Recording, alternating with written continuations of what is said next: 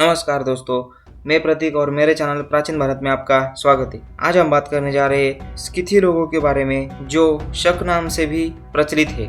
तो बिना किसी देरी के स्टार्ट करते हैं वीडियो।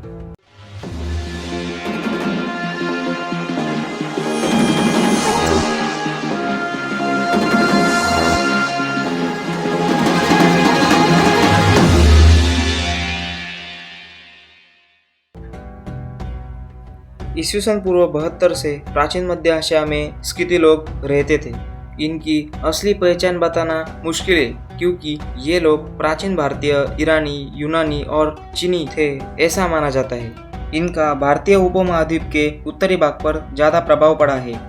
इनके अति प्राचीन इतिहास के बारे में ज्यादा पता नहीं, लेकिन लोहे युग में इनकी संस्कृति बहुत बढ़ गई और खुदाई के दौरान इतिहासकारों को इनके द्वारा बनाई गई सभी चीजें मिल गई। ये लोग पूर्वी यूरोप से अल्ताही पर्वत तक विस्तृत थे।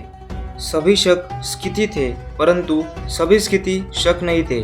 यानी शक स्किथी समुदाय के अंदर के कुछ हिस्सों का यानी कि जाति का नाम था। शक प्राचीन आर्यों के वैदिक कालीन संबंधी है जो शाकल द्वीप पर बसने के कारण शक कहलाते हैं। भारतीय पुराण इतिहास के अनुसार शक्तिशाली राजा सगर को शाकल द्वीप से निकाल दिया गया और वे लोग लंबे समय तक निर्वासित रहे और उसके कारण अपना इतिहास खो बैठे। हुनों द्वारा शाकल द्वीप से निकालने और खदेड़ने के बाद शक कई क्षेत्रों में बिखर गए और अब वर्तमान में ये रोड जाति नामक है जो करनाल के आसपास है।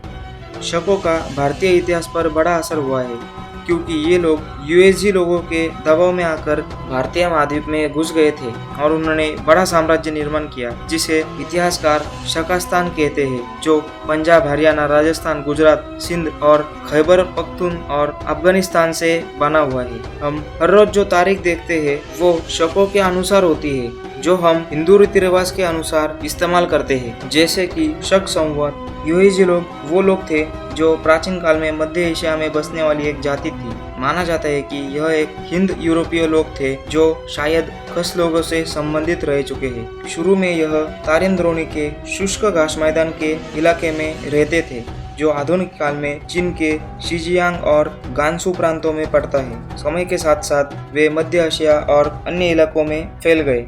संभव है कि भारत के कुषाण साम्राज्य और खस साम्राज्य की स्थापना भी उनके हाथों ही हुई हो।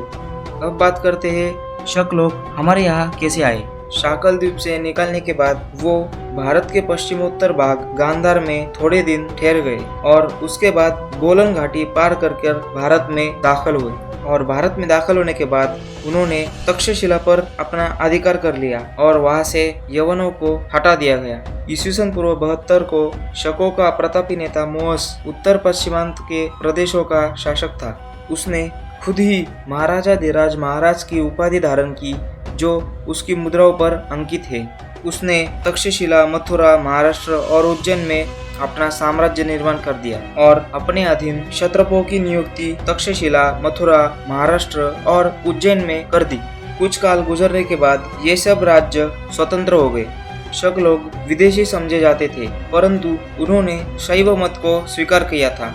मतलब कि हमारे हिंदू धर्म में मरे हुए व्यक्ति को जलाया जाता है, वो विधि उन्होंने स्वीकार किया था। मतलब कि उन्होंने हिंदू धर्म ही अपनाया था। राजा विक्रमादित्य के नेतृत्व में मालवजन ने मालवा से शकों का राज्य समाप्त कर दिया और इस विजय के स्वरूप विक्रम संवत का प्रचलन कर दिया, जो आज भी हिंदुओं के धार्मिक कार्यों में इस्तेमाल होता है। शकों के अन्य राज्यों का शिकार विक्रमादित्य गुप्त वंश के चंद्रगुप्त द्वितीय ने किया और एक छत्र राज्य स्थापन कर दिया। इसी प्रकार शकों का साम्राज्य कई टुकड़ों में बिखर गया और शकों को भी भारतीय समाज ने आत्मसात कर लिया। तो यारो बस आज के लिए इतना ही। अगर आपको ये वीडियो पसंद आया होगा तो इसे लाइक करो, चैनल को सब्सक्राइब करो और अपने दोस्तों के साथ शेयर करो। मिलते हैं अगले वीडियो में।